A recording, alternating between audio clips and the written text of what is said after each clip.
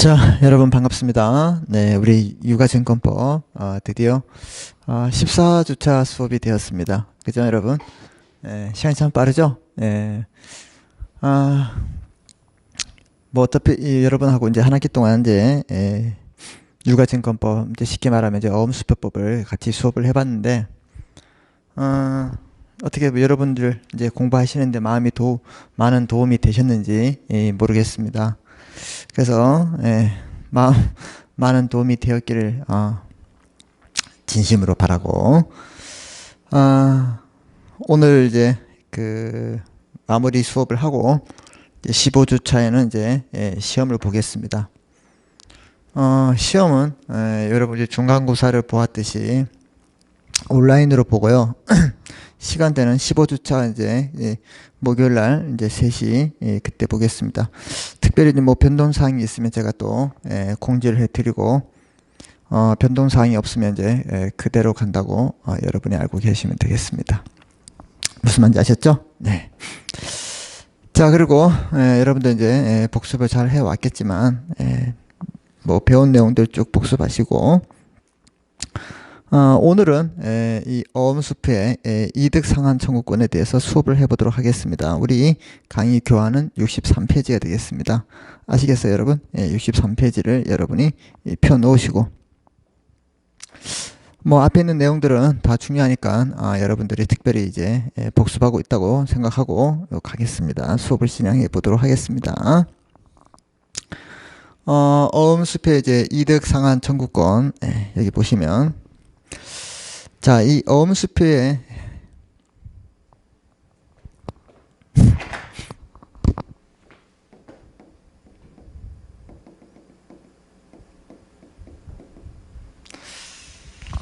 어음수표의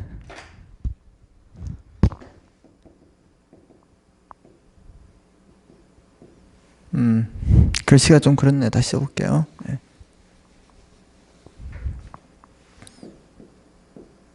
어음수표의 이득 상한 청구권. 자, 이 말은 무슨 말인가 하면 우리 이제 예를 들어서 A가 B에게 이제 어음을 발행했습니다. 그렇죠? 발행했으면 이 어음 소지인이죠. 그 다음 이 사람은 어음상 채무자죠. 자, 만약에 이 어음 관계에서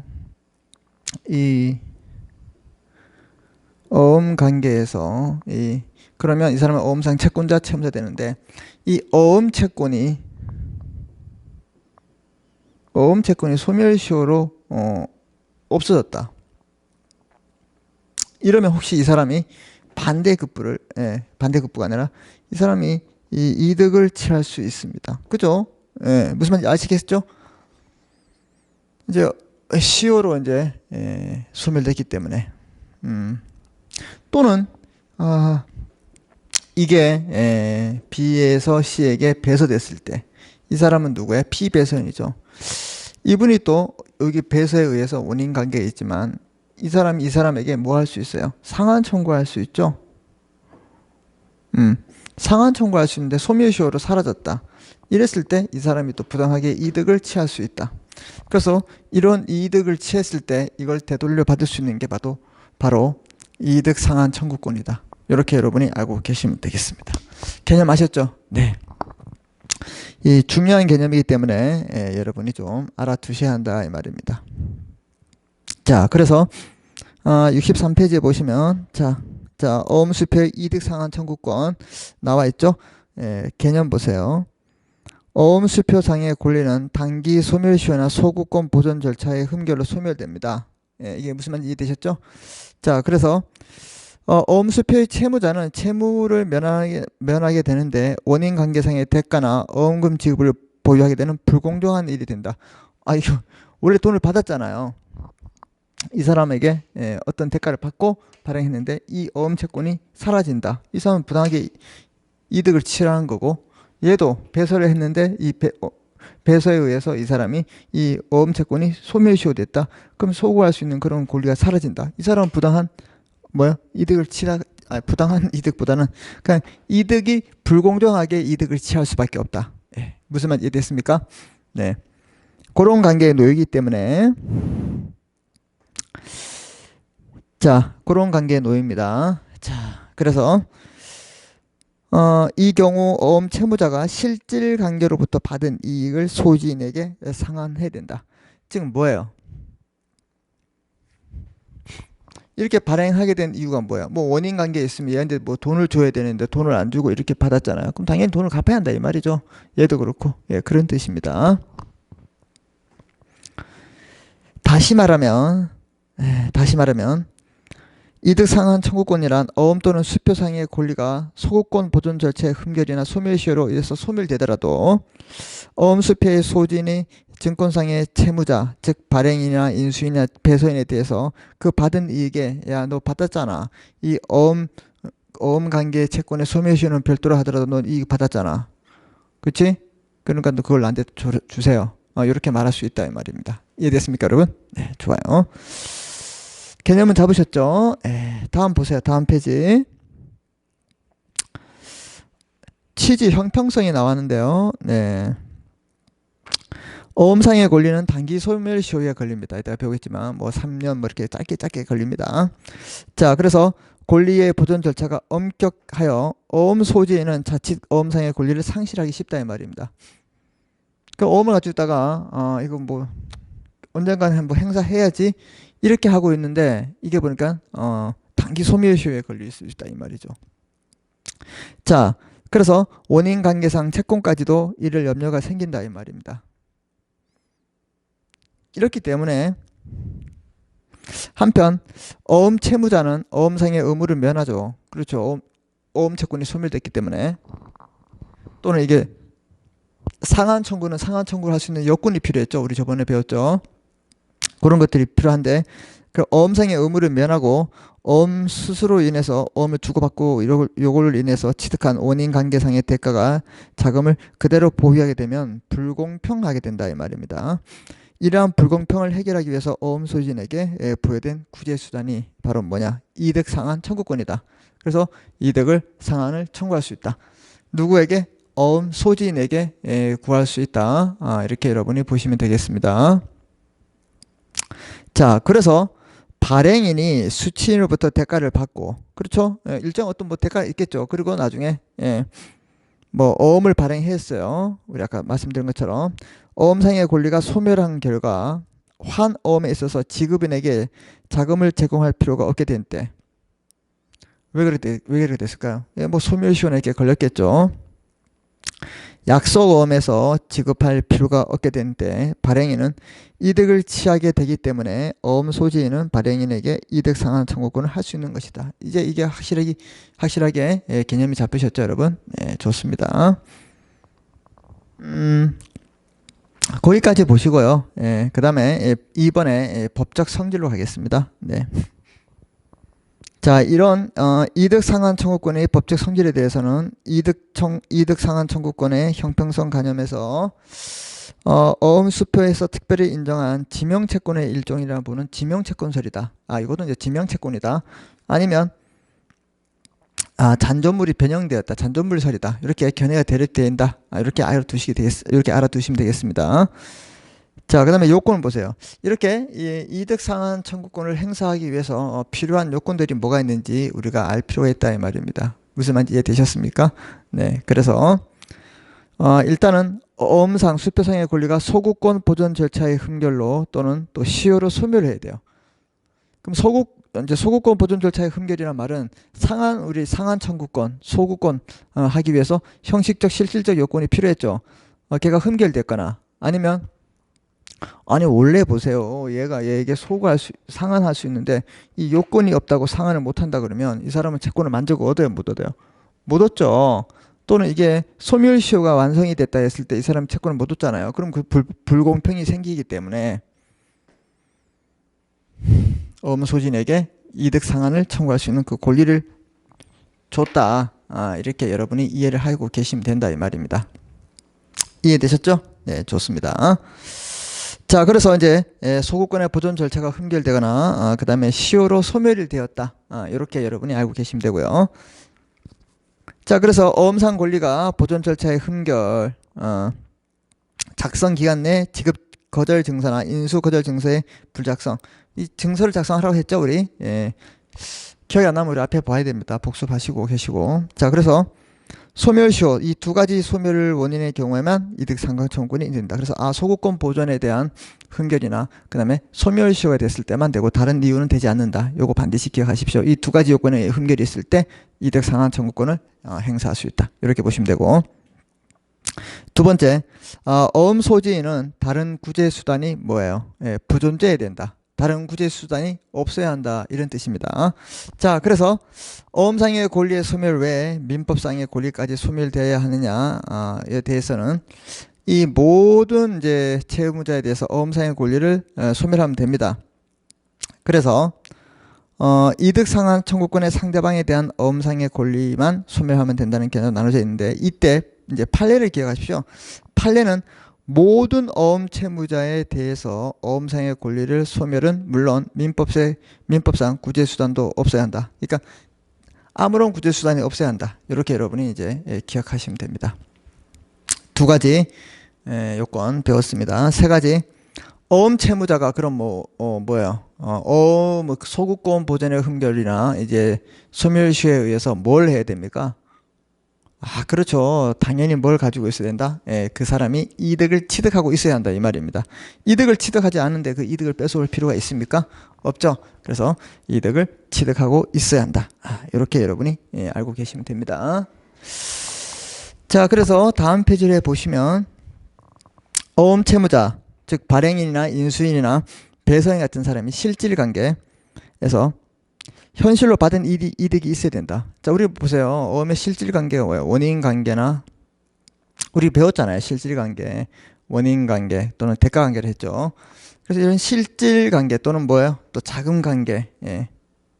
자금관계는 환어음에서 나타났죠. 그래서 이러한 실질관계에서 실제로 받아야 된다. 아니, 이 사람이 발행할 때 왜 원인관계가 있을 거 아니에요? 무슨 말인지 이해됐습니까? 이 실질관계. 그래서 뭐 때문에 발행했느냐? 소비대차나 공사금, 대금, 채권이 있다. 그럼 이 사람은 돈을 받았지만 현실을 못 주고 어음을 줬다 이 말이죠. 배수도 똑같아 이 말입니다. 그런 얘기를 지금 하고 있는 겁니다. 잘 따라오고 계시죠, 여러분? 네. 자, 그래서 현실로 받은 이익이 있어야 한다. 단순히 어음 채무를 면하게 되는 것을 의미하는 것이 아니고, 예를 들어서요, 인수인은 발행인으로부터 자금을 받고 인수해야 된다 이 말입니다. 그렇죠. 둘이 이제 발행인하고 이제 인수인은 이제 지급인이죠. 이 사람은 어떤 관계예요, 둘이? 자금 관계죠. 자, 어음상의 권리의 소멸로 인해서 이를 반환할 필요가 없게 된 때 이득을 취한 것으로 됩니다. 자, 그래서 이제 특히 이제 중요한 것은 이제 민법상 민법상 부당이든 현존 이익이 있을 때 부당이익이 되지만 얘는 이제 그런 거 필요 없어요. 현존한 이익이 없더라도 일단 받은 게 있으면 당연히 요건에 해당된다. 이렇게 보시면 됩니다. 자, 요 요건 세 가지 여러분이 반드시 기억하셔야 됩니다. 중요합니다. 자, 그 다음에 이런 이제 이득 상환 청구권의 당사자에 대해서 우리 학습해 보도록 하겠습니다. 권리자 보세요. 누가 권리자? 여러분 누가 권리자일까요? 어음 소지인이 되겠죠. 어음 소지인. 그럼 지금 수취인이면 수취인이 소지하고 있으면 발행에서는 그 사람이 되고 배서에서는 피배서인이 되겠죠. 이런 분들. 자, 권리자 보시면 이득 상환 청구권자는 어음상의 권리가 소멸될 당시에 동그라미 칩니다. 어음 소지인가? 또는 양수한 자. 양도가 있었으면 양수한 자가죠. 그래서 소지하거나 양수한 자가 권리자다. 그 다음에 보세요. 기한 후 배서에 의해서 어음상의 권리를 양수한 자도 이득 상환 청구권자가 된다. 당연히 요거 이해하시면 되겠죠. 그 다음에 입질 배서와 같은 추심 위임 배서 여기에 대한 피배서인도 된다. 이렇게 여러분이 보면 되는데 학설의 대립이 있습니다. 확실한 것은 어음 소지인과 양수인, 그 다음에 기한 후 배서에 의한 배서인, 양수한 자, 요 사람도 된다. 자, 그 다음에 네 번째에서 다섯 번째죠. 그러나 백지엄 공부하셨죠? 백지엄. 네. 이 백지엄의 소지인은 보충권의 행사 기간까지 보충하지 아니하면 어음상의 권리를 취득하지 못합니다. 왜? 이 백지 보충권이 있어더라도 이 보충이 되지만 완성된 어음이 되기 때문에 그렇다. 우리 계속 배웠잖아요, 여러분. 그죠? 백지엄에서. 자, 그래서 소멸시효의 완성이나 절차의 흠결이 있더라도 어음 소지인은 이득 상한 청구권을 취득하지 못한다. 그 백지어음은 어떻게 반드시 보충을 해야 한다. 요거 뭐 다 알고 있으니까 여러분들 보시고. 자, 그 다음 주 내려오시면 보세요. 이득 상한 청구권. 이득 상한 청구권의 양수인에 대해서 이 이득 상한 청구권을 이제 다른 분에게 양도할 수 있을까? 당연히 양도할 수 있죠. 예, 청구권이기 때문에. 자, 그래서 이득 상한 청구권의 양수인에 대해서 이걸 양도했다 이 말입니다. 그럼 받은 사람이 있겠죠? 예, 양수인이. 이득 상한 청구권을 지명채권으로 보면 지명채권 양도 방법에 따라서 통지 승낙이라는 대항 요건이 있죠. 이걸 양수인도 그 이득 상한 청구권을 취득해야 된다. 그러니까 양도인이 가졌던 그 요건들을 대항 요건을 가지고 온다. 양도가 됐기 때문에. 예, 그렇게 보시면 되겠습니다. 자, 그 다음에 이제 누가 이 의무를 부담하는지 이 의무자가 있습니다. 자, 이득 상한 청구에 대한 이제 상한 의무자는요. 어음의 경우에는 누가 될까요? 발행인, 인수인, 배서인. 당연히 이런 사람들이 되죠. 보통 한 어음의 인수인과 약소어음의 발행인이 이득 상한 의무자가 된다. 뭐 기본적인 거죠. 네. 인수하지 않은 지급인이나 지급 담당자는 될 수 없다. 왜? 인수를 안 했는데 이 사람이 채무자가 되지 않죠. 예, 그래서 그렇다. 그럼 쭉 내려오시다가 이제 거기서 한 6번째 줄 오시면 수표에서 이득 상한 의무자는 발행인, 배서인, 그다음에 지급 보증인이다. 이런 사람들이 당연히 뭐 의무자가 되겠죠. 자, 아까 잠깐 언급됐지만 이런 그 이득 상한 청구권을 양도할 수 있을 것인가? 청구권을 양도할 수 있다고 했죠. 그랬을 때 이제 지명채권이다. 그럼 뭐예요? A가 B에게 해서 갑이 을에게 했다. 그러면 어떻게 그 청구권이 어떻게 을에게 넘어가는 거죠. 그래서 이걸 지명채권설 입장에서는 보세요. 자, 우리 뭐 지명채권 이거 너무 많이 했습니다. 그래서 이제 뭐 제가 별도로 이제 부연 설명을 드리지 않고 있습니다. 아시겠죠? 여러분이 잘 알고 있을 거라고 생각하고 있기 때문에. 자, 지명채권의 양도 방법은 통지 승낙의 대항에 따라 양도하게 됩니다. 맞죠? 그럼 지명채권의 양도는 어떻게 해요? 의사표시 합치만 있으면 되고 대항 요건은 뭐 통지나 승낙이 있어야 한다. 이견에 의하면 이득 상한 청구권의 양도는 증권의 교부를 요하지 않는다. 어떻게 해요? 양도 어떻게 해요? 지명채권은 뭐 의사표시에 합치가 있으면 되잖아요. 예, 그런 뜻이다 이 말입니다. 앞에서도 확인했듯이 판례도 이득 상한 청구권은 지명채권의 양도 방법에 의해서 양도된다. 예, 이렇게까지만 기억하십니다. 그 다음에 나번에 보시면 선의취득의 문제가 나오죠. 선의취득. 지명채권설에 의해서 이득 상한 청구권은 선의취득할 수 없다 이 말입니다. 왜? 채권이 그 사람에게 지명됐기 때문에. 근데 선의취득은 우리 앞에서 공부했잖아요. 뭐요? 그렇죠. 무권리자로부터 어떻게 해요? 그 권리를 취득하잖아요. 그래서 원시취득이 되기 때문에 그렇다. 담보 이전의 문제가 있습니다. 이득 상한 청구권의 법적 성질은 우리 지명채권으로 본다. 그리고 계속 지명채권선으로 보는 거예요. 보면 어음상의 권리에 부수하는 보증이나 담보, 당사자 간의 특약이 없는 한 이득 상한 청구권은 담보되지 않기 때문에 이득 상한 청구권의 양도에 따라 당연히 양도되는 것은 아니다. 그래서 담보까지 넘어가는 것은 아니다. 이게 지금 지명채권선의 입장에서 보는 그 내용들이고요. 그 다음에 잔존물 입장에서 보면요. 이득 상한 청구권의 법적 성질을 어음상의 권리의 잔존물로 본다 이 말입니다.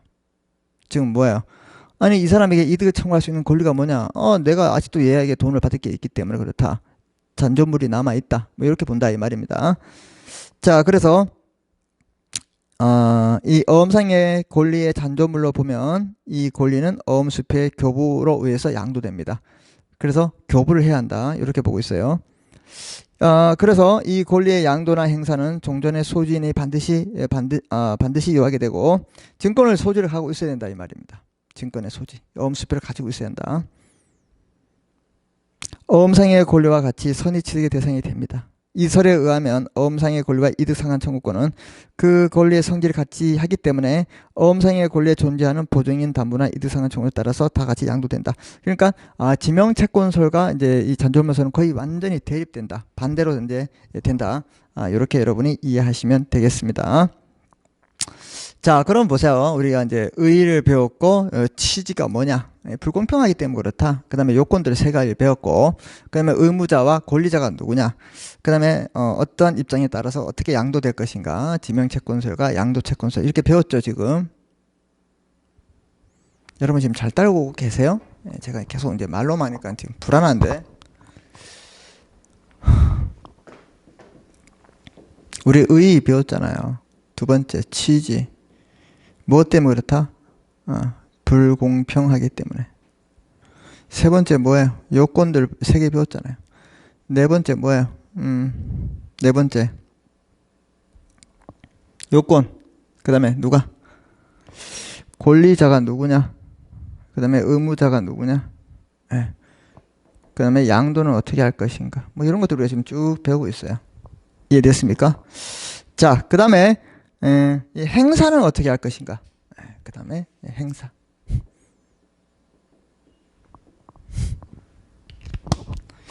이런 내용들을 지금 우리가 좀 배우고 있습니다, 여러분. 자, 그래서 이득상한 청구권의 행사, 증권의 소지 여부, 증권을 가지고 있냐 안 가지고 있냐에 따라서, 자, 이득상한 청구권은 지명채권을 보는 견해에 의하면 증권의 소지가 불필요합니다. 왜? 의사표시가 있으면 바로 넘어가기 때문에. 자, 그래서 동권리를 어음상의 권리의 잔존물 또는 변형물로 보는 경우에 의하면 소지가 필요하다. 뭐 아까 배웠죠? 그래서 증권의 소지 여부는 지명채권에 의하면 필요 없고, 그 다음에 잔존물을 보면 필요하다. 채무이행지 보세요. 지명채권설에 의하면 보세요. 이득상한 의무는 지명채권설에서도 이득상한 의무는 지참채무가 아니라 추심채무다. 지참이란 말은 여러분 보세요.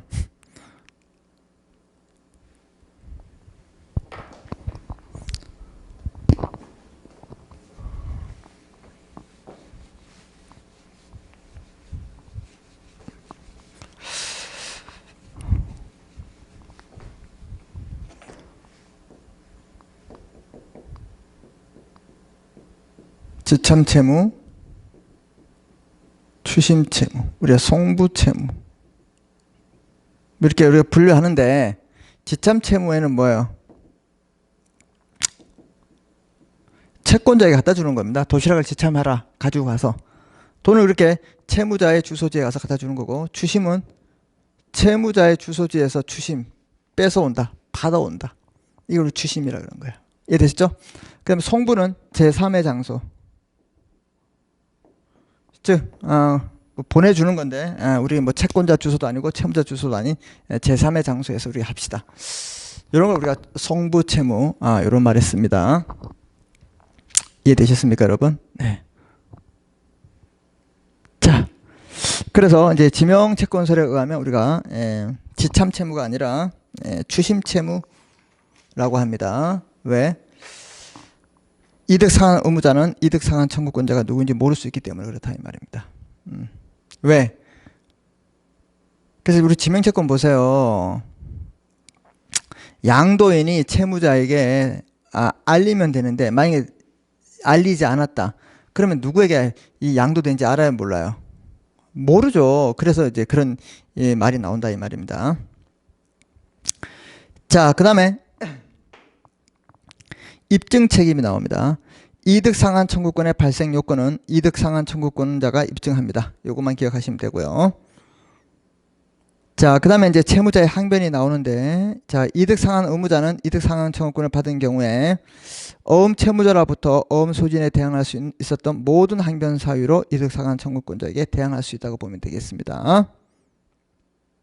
그럼 항변할 수 있는 사유를 가지고 항변할 수 있다. 이렇게 여러분이 이해하시면 됩니다.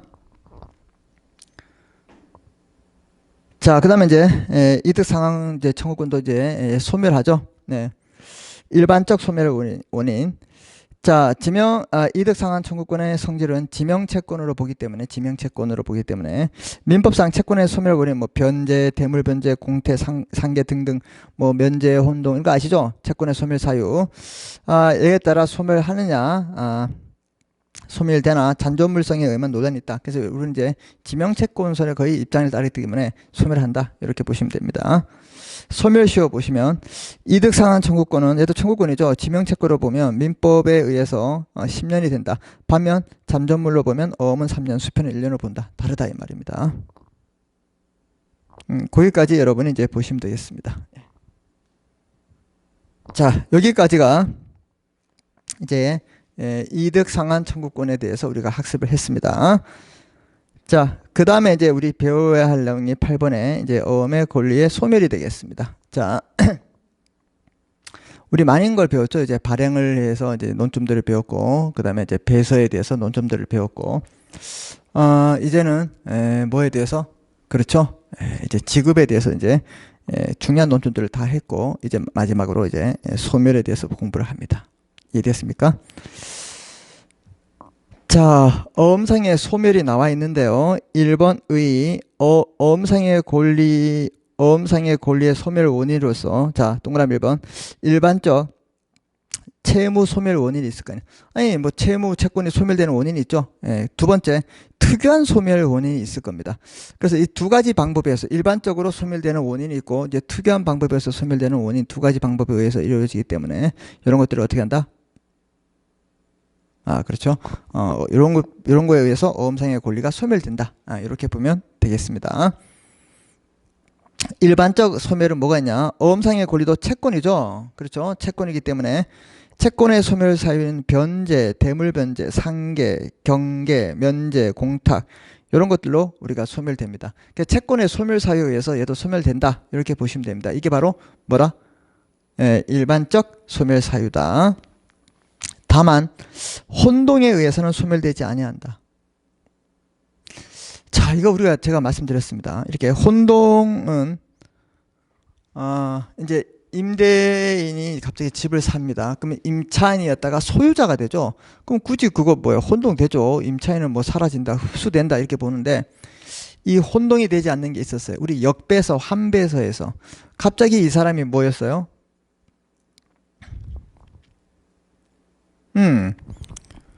이제 이 사람이 이제 피배서인이다가 나중에 또 C에게 배서를 하고 D에게 배서하고 D가 다시 B에게 배서했다.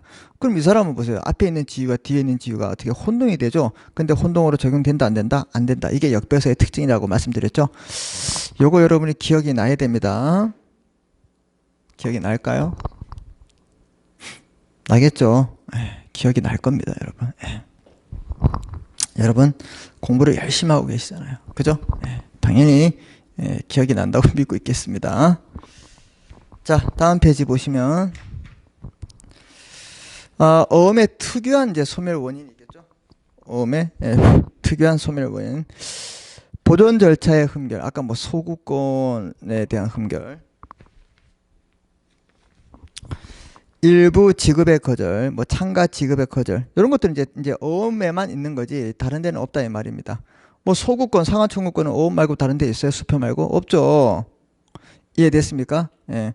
그다음에 뭐 지급 거절이다, 뭐 참가 지급 거절이다, 지급 거절할 수 있는 참가 인순의 승낙, 뭐 이런 등등등 이런 것들을 보세요. 다 뭐 어음에 관련되기 때문에 다 뭐 특유한 어음의 특유한 소멸 원인이다 이렇게 보시면 됩니다. 자, 그 다음에 좀 특별한 게 이제 시효 있죠? 소멸시효. 소멸시효. 자, 어음수표의 시효 보시면, 자, 어음법은 어음거래의 신속한 거래와 어음채무의 엄격성에 대한 완화책으로 어음채무의 단기 시효를 인정하고 있다. 단기 시효. 자, 우리 민법의 162조에 보시면 이제 채권에 관한 시효는 10년으로 하고 있습니다. 그리고 이제 특별한 경우 뭐 또 3년짜리가 있고, 그 다음에 또 아주 짧은 건 1년짜리가 있어요. 상법 같은 경우는 이제 6개월짜리도 있죠. 뭐 대리상이나 공중적개업 같은 그런 데는 책임에 대한 소멸시효가 6개월짜리가 있다 이 말입니다. 그렇지만 자, 민법에서도 1년짜리, 3년짜리, 10년짜리가 이게 재판에 의해서 판결이 확정되면 다시 그 시효가 10년으로 늘어나는 특징이 있습니다. 근데 이 어음수표 같은 경우는 이제 단기 소멸시효를 한다는 게 특징이 된다. 여러분 그걸 기억하시고. 자, 보시면 소멸시효 기간이 있습니다. 주된 채무자에 대한 청구권 3년이다. 보통 3년하고 1년 6개월 이렇게 있다. 짧은 게 있다. 자, 환어음의 인수인과 약속어음의 발행인에 대한 어음상의 청구는 만기 날부터 보통 몇 년이나 이게 만기는 3년이다. 이렇게 기억하시면 됩니다. 자, 그 다음에 나번에 보시면 어음 소지인이 전자에 대한 소구권은 몇 년이냐. 소구, 상한 청구권은 1년으로 보고 있다. 그래서 지급 거절되거나 인수 거절로 인해서 어음 소지인이 전자에 대한 소구권, 즉 상한 청구권은 거절 증서 작성 또는 그 작성이 면제된 날부터 이 작성 이런 것들이 있어야 되는 거 아시죠? 예, 요건 우리 공부하고 왔으니까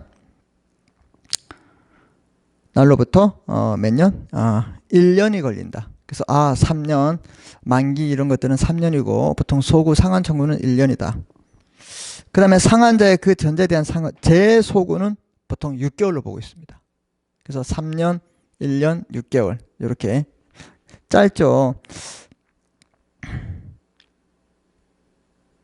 자, 그래서 소구권 행사에 응하여 어음을 상실한 자는 전자에 대한 청구권, 즉 재소구권에 대한 어음을 환수한 날로부터 재소한 날부터 몇 개월 내? 6개월 내야 합니다. 그 다음에 수표의 시효 기간도 6개월로 합니다. 어음보다 더 단축되어 있다. 그래서 여러분들 3년, 1년, 6개월 요거 반드시 기억해야 됩니다. 뭐라고요? 3년, 1년, 6개월. 6개월짜리 우리 보통 민법에서는 이제 1년, 3년, 10년 이렇게 배워요. 뭐 20년도 있고. 자, 그런데 소유권, 채권 이외의 것들을 우리 20년을 보잖아요. 그 다음에 보통 이제 뭐 1년 이렇게 하는데 우리 또 상법에서는 또 특별하게 또 6개월짜리 있었어요. 뭐 대리상, 그 다음에 공중적개업 이런 것도 6개월이고. 자, 그 다음에 재소구권 수표 같은 것은 6개월이다. 이런 것들 여러분 특이하니까 좀 기억해 주셨으면 되겠습니다.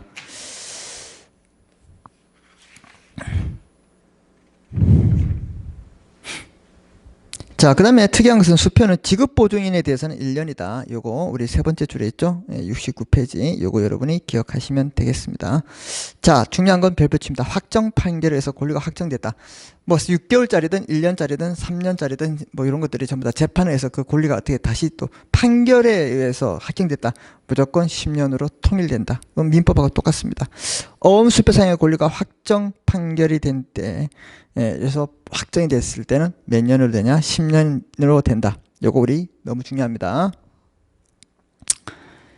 자, 그 다음에 이제 시효 중단이 있죠. 우리 이제 민법에서도 시효 중단 사유가 있어요. 자, 어음의 시효 중단도 청구가 뭐예요? 뭐 1년짜리인데 이제 내일이면 1년입니다. 근데 돈 주세요 이렇게 청구하면 되는 거예요. 그 다음에 본인이 승인하면 알았어 이렇게 승인하면 이제 중단되고 다시 이제 어떻게 진행되는 거죠. 그 다음에 소송을 고지하거나 또는 압류하거나 가압류했을 때, 이럴 때 또는 가처분. 우리 여러분 이제 가압류 가처분 이걸 뭐라 그래요? 보전처분이라 그러죠. 이런 것들. 이렇게 했을 때 시효가 뭐 된다? 중단된다. 이 중에서 별표치입니다. 소송고지는 어음법에서 정하고 있는 어음의 특이한 시효 중단이다. 그러니까 소송고지 같은 경우는 어음법에 있는 특이한 거다 이 말입니다. 그러니까 이런 것들은 좀 체크할 필요가 있다 이 말입니다. 그 다음에 배서인의 다른 배서인 및 한어음의 발행인에 대한 청구권, 즉 재소구권은 그 자가 제소된 때 그 전자에 대해서 소송고지를 함으로써 시효 중단의 효력이 발생한다. 그래서 이 소송고지는 뭐냐? 여러분, 소송 고지는 뭐예요? 소송에 들어오라고 이제 알려주는 거잖아요. 여러분, 이제 민사소송법도 배웠죠?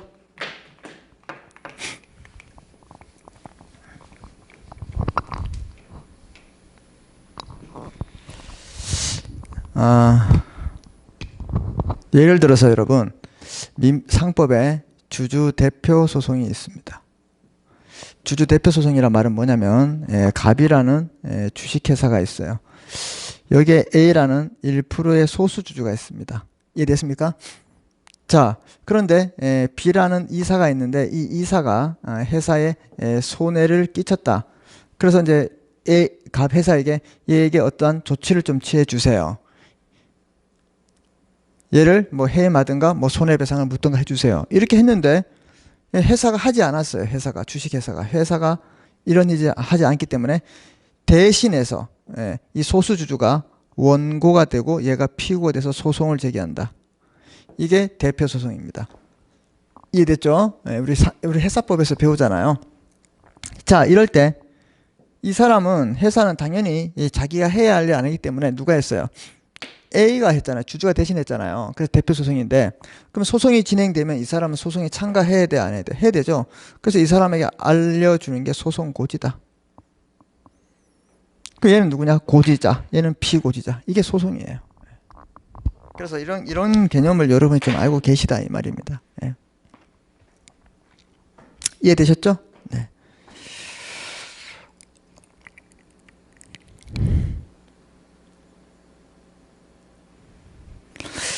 그 다음에 어음의 말소와 훼손이 있습니다. 말소 보시면 어음의 말소란 어음의 기명 날인 또는 기타 기재하는 것을 말하고 있습니다. 기재하는 게 제거하는 거. 말소한다. 그럼 말소 없애는 거죠. 네. 어음 요건을 권한 없이 말소한 경우에는 변조가 된다. 그렇죠? 그 다음에 말소에 의해서 어음이라고 인정할 만한 것이 없게 된 때는 멸실이라고 하고 있습니다. 이 개념만 기억하시면 되고. 자, 효과 보세요. 말소에 권한 없는 자에 대해서 어음이 말소된 경우에는 어음의 변조가 됩니다. 이거 아까 했으니까 보시면 되고. 그 다음에 배서의 말소가 있습니다. 말소된 배서는 배서의 연속에 관해서 이를 기재하지 않는 것이 됩니다. 그럼 배서의 연속이 없다 이 말이죠.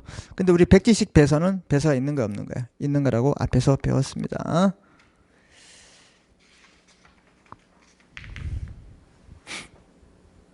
그래서 뭐 배서에 절단되거나 뭐 회복 이거는 여러분 그냥 보세요. 예. 그 다음 보세요. 70페이지. 배서를 말소하여 배서가 불연속된 어음을 소지한 자일지라도 형식적 자격이 없을 뿐 실질적 권리를 증명하면 배서를 가교시켜 권리 행사할 수 있다. 가교란 말은 이런 거 몰라야 돼요. 그냥 안 보셔도 됩니다. 자, 어음의 훼손이라고 있습니다. 어음의 훼손이라 함은 어음 증권의 일부를 물리적으로 훼손시키는 것을 말하고 있죠. 예, 그래서 이런 방법이 있다. 이제 그 다음에 우리 샘플이 있습니다. 자, 이렇게 함으로써 우리 70쪽이 되는 대단원에 뭘 배웠냐? 어음수표의 이론을 공부했습니다. 무슨 말인지 아시겠죠? 자, 그래서 좀 쉬었다가 우리 그 전자어음 있죠? 전자어음 이런 내용을 좀 보고 이 전자어음과 그 다음에 혹시라도 시간이 되면 제가 올린 그 사례에 대해서 사례에 있는 내용을 뭐 공부하기보다는 복습하는 차원에서 이런 것들을 공부했죠? 이렇게 한번 살펴볼 수는 있을 겁니다. 그렇죠? 그래서 그런 시간을 좀 갖도록 하겠습니다. 자, 좀 쉬었다 하겠습니다. 수고했습니다. 수고한 게 아니라 쉬고 들어오세요. 네.